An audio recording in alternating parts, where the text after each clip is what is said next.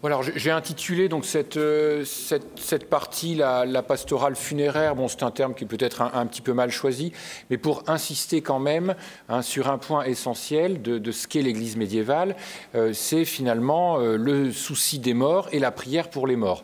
Je ne sais plus quel historien a dit un jour qu'en fait, au Moyen-Âge, c'est pas difficile, les vivants passent leur temps à prier pour les morts. Et c'est pas tout à fait faux, les morts sont extrêmement présents, et sont extrêmement présents parce que en effet, ils sont portés par la prière des vivants. Et quand ils ne sont pas portés par la prière des laïcs, cette prière va être confiée aux communautés religieuses. Et finalement, une des raisons d'être des communautés religieuses, on l'oublie un petit peu, c'est aussi d'assurer cette prière pour les morts. Donc là, je veux simplement vous présenter un petit peu quelques documents, etc., mais pour montrer cette importance du souci que l'on a pour les défunts et d'assurer donc la prière pour leur salut dans l'au-delà. Alors, et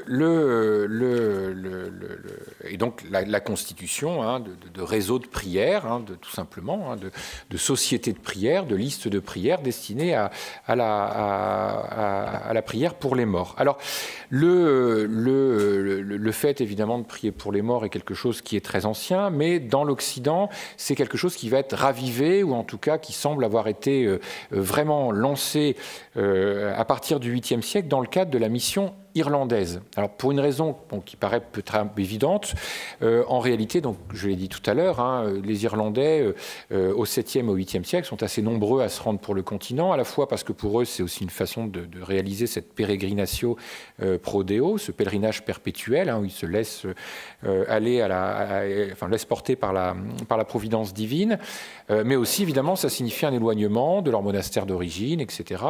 Et donc, en tout cas dans les documents qu'on a conservés, et les lettres qu'écrivaient certains moines anglo-saxons à leurs frères restés dans les monastères insulaires, eh bien, il y a toujours ce souci de compter sur leurs prières, et puis surtout, au cas où ils ne reviendraient pas, ils mourraient sur le continent, etc., de pouvoir garder un lien.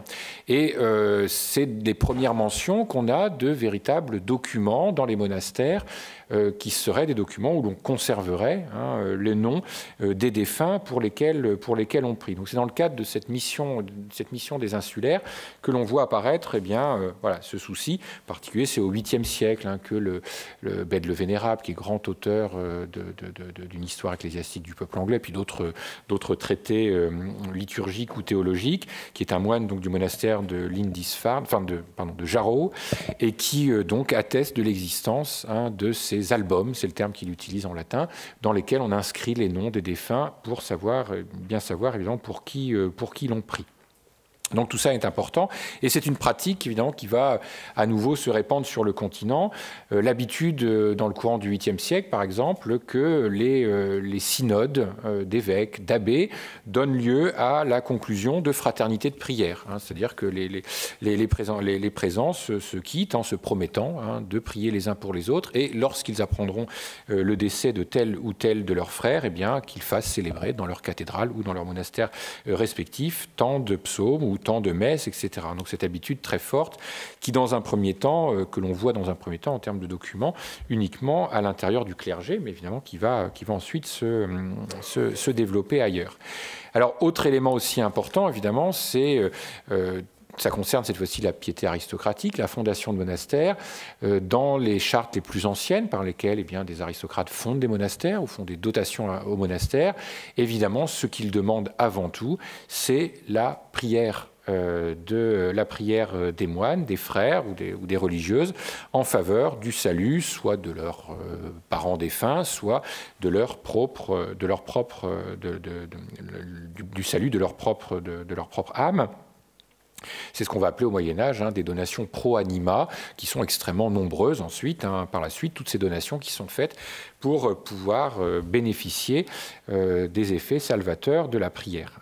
Et en particulier, là pour rester dans le Cambrésis, parce que j'ai l'impression que ça plaisait à certains d'entre vous, on a gardé la charte, oui en quelque sorte, de fondation, enfin pas exactement, un document intéressant, la fondation du petit monastère de Honnecourt sur Essonne, l'UNESCO, donc par un aristocrate qui s'appelait Amalfrid. Et Amalfrid, dans cette charte de fondation, précise qu'il souhaite que son nom, celui de ses parents, soit inscrit donc sur ce qu'il appelle le livre de vie du monastère, le Liber Vitae, qui fait référence en fait l'expression de livre de vie à l'Apocalypse, ce grand livre dont le Seigneur aura la disposition et qui est très utilisé dans les chartes médiévales pour désigner en fait ce qui est le document dans lequel le nom des donateurs sera consacré et pour lequel on va prier. Alors tout ça est très intéressant parce qu'on a conservé, pour une période un tout petit peu postérieure, donc à partir de l'époque carolingienne, on a conservé ces fameux livres de vie. Et donc vous avez ici sous les yeux à quoi ressemblaient ces livres de vie. En réalité, c'est des documents extrêmement chaotiques d'une certaine façon, puisqu'on y inscrivait tout simplement le nom des défunts, mais sans ordre, uniquement pour en conserver pour conserver le souvenir. Mais évidemment, ça ne permettait pas véritablement une prière, je dirais, personnalisée pour tel ou tel défunt. C'était quelque chose, on priait pour les défunts et souvent, les formulaires expliquaient qu'on priait pour les défunts dont les noms se trouvent dans ce livre, mais qui à la fin, évidemment, finissaient par être extrêmement confus. Donc, dans un premier temps, quand on regarde un peu ça, on découvre qu'au début, on se rend compte qu'au début, il devait y avoir sans doute des colonnes relativement régulières, et puis qu'au fur et à mesure, là, ce manuscrit a été utilisé à partir du début du IXe, puis encore dans le courant du Xe siècle. Finalement, on a rempli les blancs pour avoir quelque chose qui aujourd'hui n'est plus est assez difficilement lisible. Alors, simplement une petite précision, c'est des documents qui sont aujourd'hui très très précieux pour les historiens, parce que quelquefois, on arrive à identifier certains des défunts, on les identifie quand il y a une succession de 4, 5, 6 noms, qui sont des gens qui peuvent être connus par ailleurs, ou alors quand il s'agit de gens qui ont un titre particulier et qu'on peut identifier. Donc celui-là, cette page du livre de vie, donc du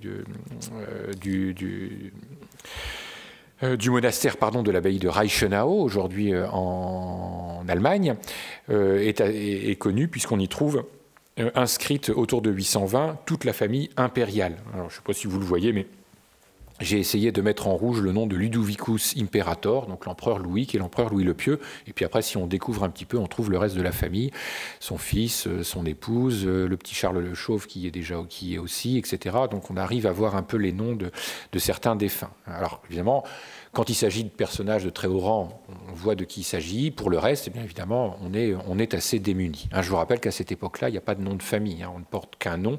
Ce sera la règle jusqu'au XIIe siècle. On a un nom qui fait office de nom de famille et de prénom. Mais donc, c'est difficile sur ces bases-là d'identifier les défunts. Mais en tout cas, des livres qui témoignent du souci des défunts d'être liés à des communautés monastiques et d'être portés en quelque sorte par la prière de ces communautés monastiques. Donc on conserve aujourd'hui une dizaine de ces manuscrits qui sont tous un petit peu comme ça, qui sont un petit peu frustres, mais qui rappellent évidemment cette pratique importante de la prière pour les défunts. Alors le système, d'une certaine façon, va s'organiser de manière un peu plus précise quand on va avancer dans le temps. À partir de l'an 1000, on va commencer à prendre l'habitude de ne plus inscrire en bloc les noms des défunts sur ce genre de manuscrits, mais de les inscrire le jour de leur mort, pour en quelque sorte individualiser la prière en faveur de tel ou tel défunt, et surtout donc d'en faire un anniversaire. C'est-à-dire qu'à chaque moment, évidemment, tous les ans, on va prier le jour de la mort d'un donateur ou d'un autre personnage pour lequel on souhaite prier, et donc l'inscrire dans le calendrier de la communauté. Et donc là, je reviens sur le manuscrit que je vous ai déjà montré tout à l'heure, qui est le calendrier de la cathédrale de Magdebourg, donc autour de l'an 1000, pour lequel donc, on a un calendrier qui nous donne d'abord le nom des saints qui sont honorés, mais qui commence à nous donner également donc, le nom de certains défunts. Voilà, donc on aperçoit un petit peu sur le côté, avec la mention à côté OB, et avec un I, obiit, donc ça signifie évidemment la mort de telle ou telle personne, mais de telle façon qu'on puisse évidemment savoir pour qui l'on priait. Alors là, c'est un début, et dans un premier temps, c'est une prière qui ne va concerner que soit la communauté. Quand on regarde un petit peu dans le détail, on voit que ce sont soit le nom de l'archevêque de Magdebourg, soit le nom de tel ou tel prêtre, sans doute de la communauté, du chapitre, ou alors des noms de très grands personnages qui sont liés à Magdebourg, et en particulier la famille des rois ottoniens et du roi Othon Ier, puisqu'il y a été enterré. Donc, premier développement de cette prière pour les morts. Et puis le troisième temps, hein, c'est véritablement voilà, quelque chose qui va surtout être développé autour de l'abbaye de Cluny. Ça va dans le sens de ce que je vous disais aussi tout à l'heure. Hein, Cluny qui s'est spécialisé dans la liturgie et en particulier dans la prière en faveur des défunts.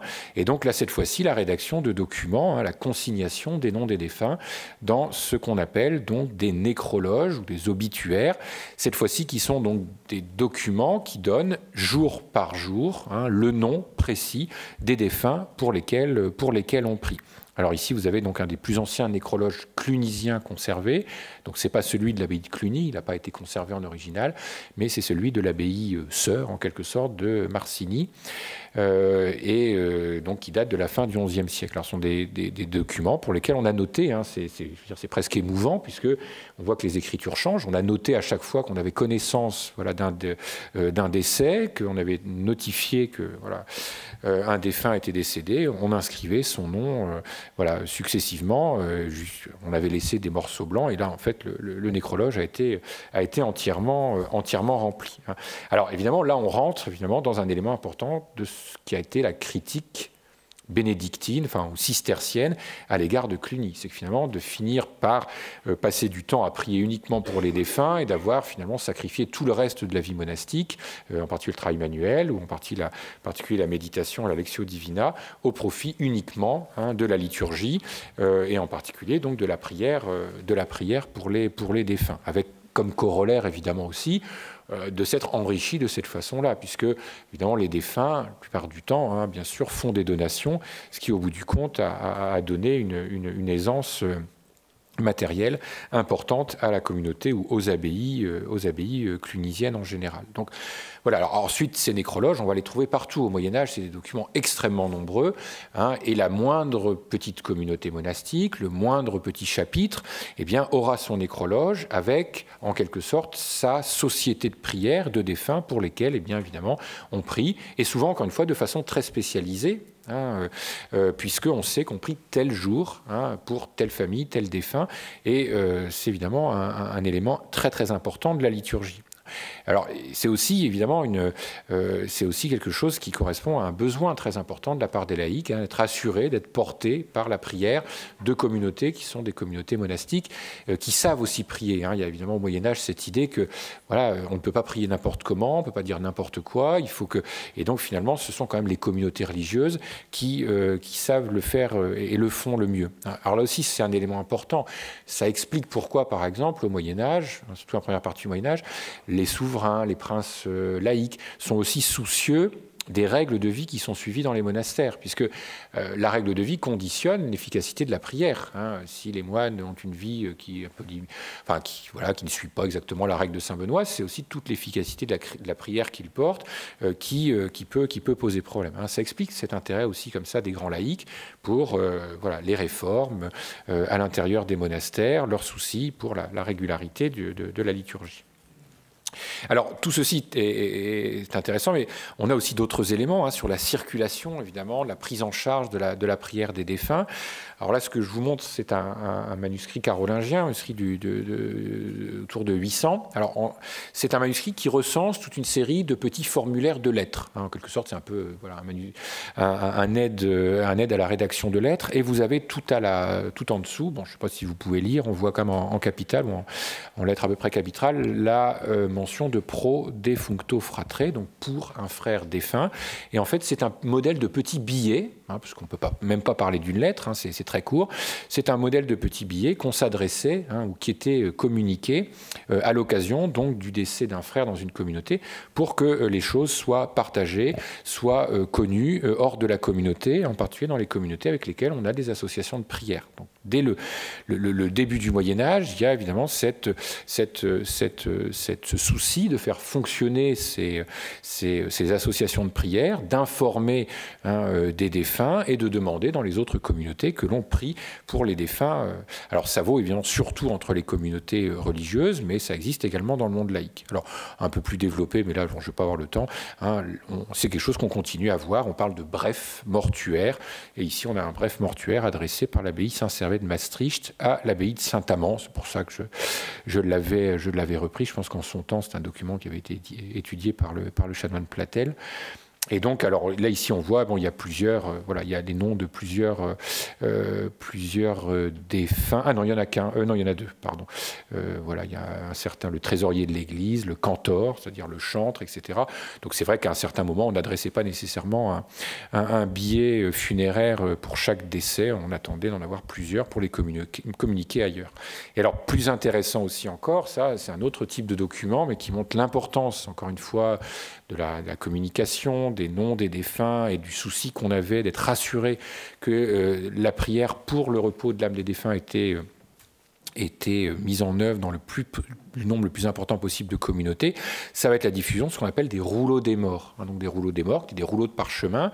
Donc la première partie du rouleau comportait, alors tout dépendait du personnage, évidemment quelquefois un petit éloge, une petite biographie, et le porteur de rouleau pouvait passer quelquefois 3 mois, 4 mois, 5 mois, 6 mois, à visiter les différentes communautés religieuses pour s'assurer que le nom du défunt soit noté dans les nécrologes des différentes communautés religieuses. Et donc, au fur et à mesure, on complétait le rouleau.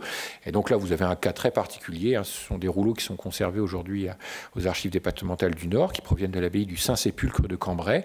Et vous avez ici, donc, on reconstitue, grâce à chaque fois que le porteur du rouleau arrivait dans un monastère, il vérifiait que le nom du défunt était bien inscrit sur le registre, et ensuite il demandait à ce que le monastère note bien qu'il avait pris connaissance, et donc le rouleau était un petit peu complété comme ça.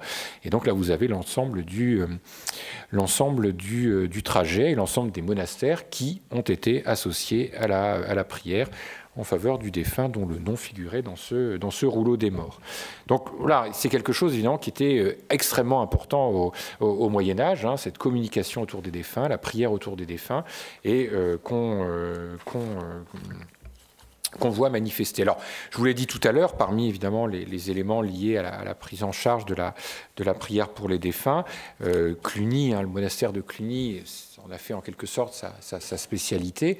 Et bon, évidemment, vous le savez, mais devant un public d'étudiants, je suis toujours obligé de le rappeler, c'est aussi à Cluny que pour la première fois, on a développé, enfin c'est dans les églises clunisiennes qu'on a instauré la fête des morts, le lendemain de la Toussaint. C'est sous l'abbatiat d'Odilon de Cluny que la première fois, on décrète qu'il faut une fête solennelle, cette fois solennelle pour tous les morts en particulier, mais évidemment, il faut toujours le rappeler parce que nos contemporains font plus très bien la différence entre la Toussaint et la fête des morts.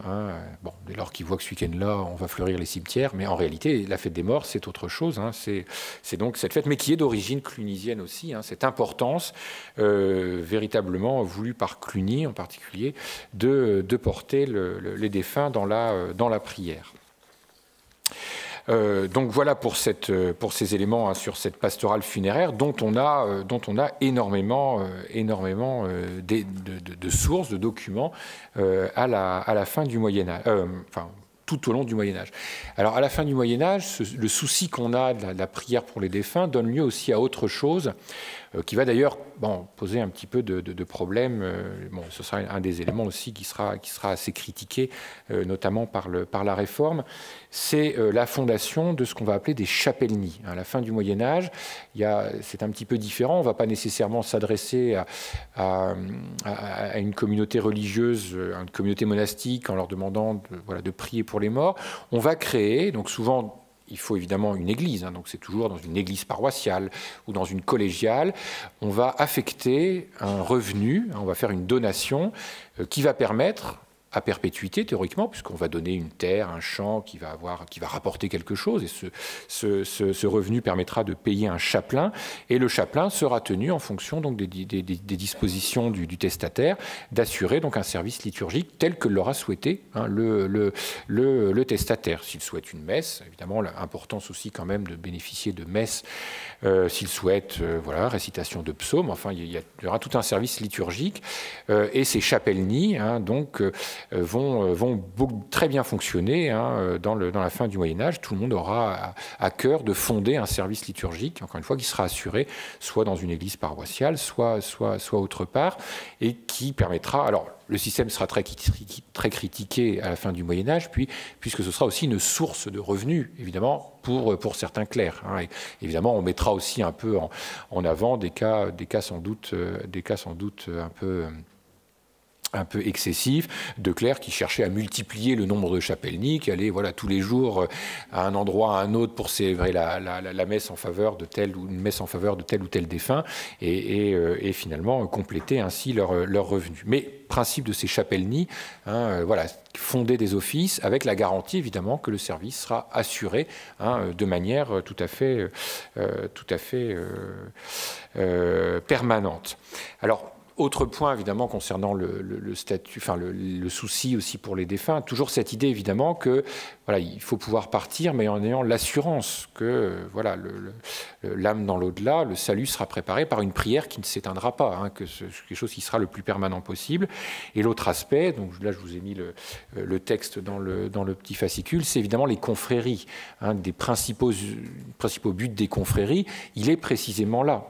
Il est aussi d'être assuré de bénéficier de la prière des confrères, de bénéficier d'abord d'une part de l'aide des confrères au moment des funérailles, quand on n'en a pas les moyens, voilà, ou quand on n'a pas de famille, d'être assuré que les confrères eh bien, le feront, et puis surtout d'être assuré que les confrères, eh bien, le jour de l'anniversaire, eh bien, prieront en faveur de l'âme. Donc le rôle évidemment des confréries, il est aussi essentiellement d'être précisément un rôle lié à la prise en charge des funérailles, mais aussi des prières à renouveler. Encore une fois, on veut être assuré, et au Moyen-Âge, c'est quelque chose de très fort, être assuré qu'on ne sera pas oublié dans la prière des vivants.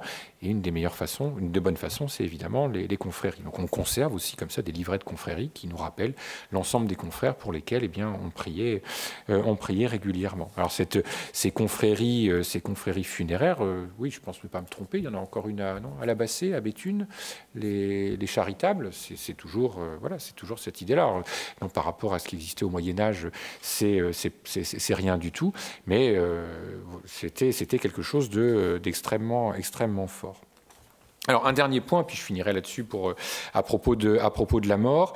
Là aussi, quelque chose d'important, c'est la réflexion qui se développe dans la première partie du Moyen-Âge, jusqu'au XIe, XIIe siècle. C'est aussi le problème de la sépulture. Le problème de la sépulture. Je dis peut-être de bêtises, mais je parle sous le contrôle du père Humbert, mais je crois avoir relevé des passages dans Augustin disant qu'en fait la sépulture, après tout, c'est pas nécessairement ce qui est le plus important. Augustin a consacré un petit traité relatif aux sépultures, donc qui s'appelle des cura gerenda pro mortuis, donc du soin à donner aux défunts.